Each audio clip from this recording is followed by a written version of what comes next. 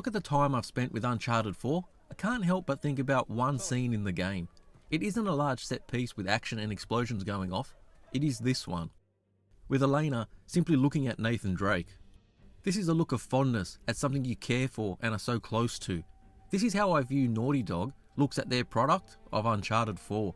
The development team must care so much and have been so attached to making this game, as every part of it, apart from a few slight blemishes, has had such an immense amount of detail and polish layered on top of the gameplay that only those who truly cared for something so much would go to such great lengths to make it as close to perfect as they could. It is the final song of an encore, the last run or goal scored in a game to clinch victory. It is Naughty Dog signing off and saying goodbye to Nathan Drake. Uncharted 4 is an amazing action-adventure game and one of the best games in recent years. Let's start off with the graphics, as this is the first part of the game that is very impressive to say the least.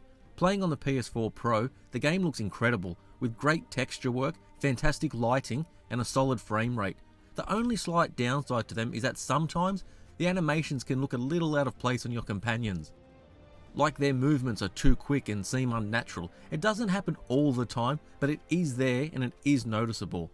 Now, apart from the great quality of the graphics, let's discuss all the small additions that catapult the game from good looking to just flat out gorgeous. Many games look great, but this game has the small touches, the little things, the insignificant things that are often overlooked in most games. Let me give you a few examples. Nathan swatting flies away as he moves through the environment. The way rubble moves, or you leave a trail in the mud when you're sliding down a slope. When looking at a puzzle, Nathan's mouth slightly moves as if you can see him thinking about it. The way the foliage looks, moves and sways as the player moves through it. The way water drips off Nathan's face realistically, and that's on top of his clothes looking soaked. The way he shivers in the cold, or how mud sticks to clothing. When on the surface of the water you can see his mouth move as he breathes in and out.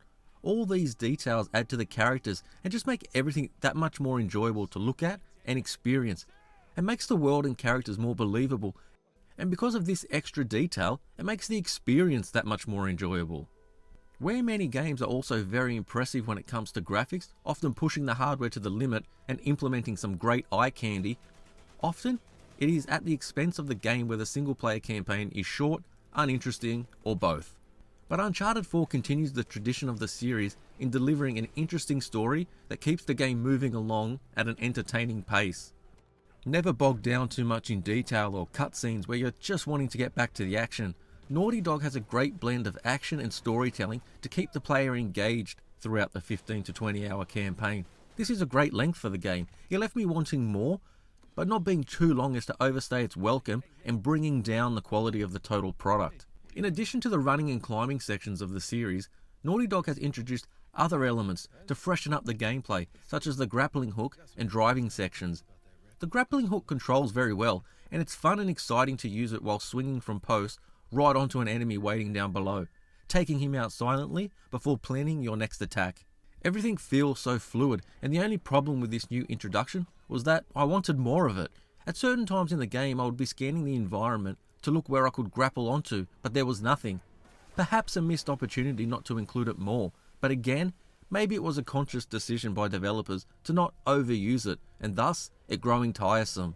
Driving sections have been introduced to break up gameplay as well, and they are used to great effect, never overstaying their welcome. The introduction makes the need for more open environments a necessity, and Naughty Dog have provided them in an interesting way. They are large and open enough to feel and look impressive, but they are also quite linear.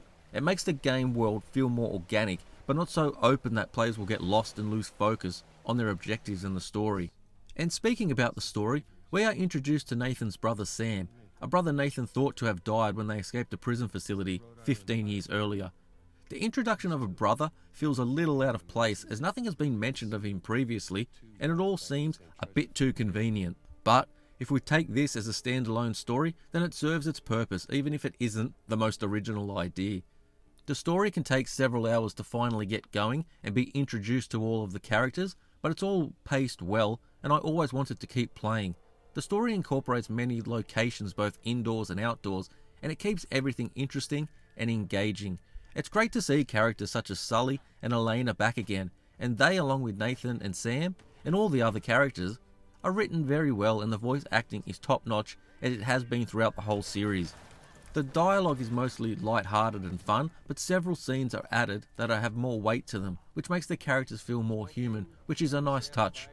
As far as negatives about the game go, there is very little wrong with it. Nothing major, but there are a couple that stand out to me, especially when the final game is so strong overall. I would have liked Naughty Dog to involve some other gameplay element besides crates. There are numerous times throughout the story where players are required to move and manipulate crates in order to help an ally or reach higher ground. It doesn't feel believable, and it doesn't make sense why these crates are located where they are. It breaks the immersion, and it felt like I was simply playing a game again with these simple game mechanics. It felt a little lazy from the developers, as there could have been several alternatives used. Include the grapple hook somehow, as it's new and a great way to use it more. It doesn't take away from the game too much, but it is still worth mentioning. It's been part of the series for years and is in many similar single player games, and it's the issue of when you die. Especially on the harder difficulties, dying is a certainty, and when replaying the same sections repeatedly, playing through the same set pieces until you get it right, it can become uninteresting. But again, this is inherent to many similar games and is often the price of having these large, entertaining set pieces. Overall though, they are a small part of an otherwise great game, and it didn't stop me from enjoying the game at all.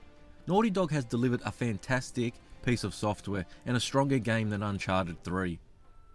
They have released the final installment, and it takes advantage of current generation hardware and is a standout title for both the PS4 and the PS4 Pro.